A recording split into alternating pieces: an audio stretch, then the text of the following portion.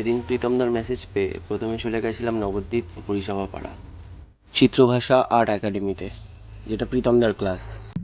গিয়ে দেখলাম সবাই কাজের প্রস্তুতি নিচ্ছে।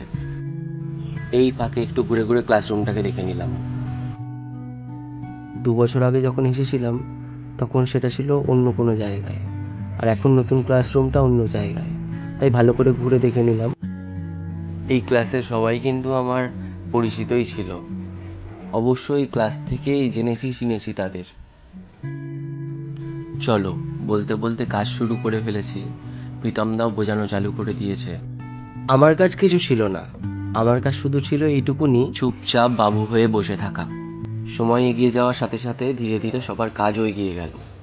যখন যখন ক্লাসে হাসি মজা হতো তখন আমার শাস্তি পেতে হতো, কারণ আমি হাসতে পারতাম না, চুপ করে বসে থাকতাম।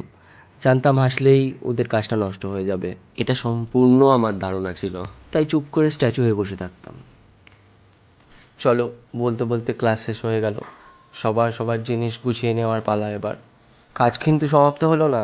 সম্পূর্ণ কাজের ভিডিওটা দেখতে হলে কমেন্টে জানিও।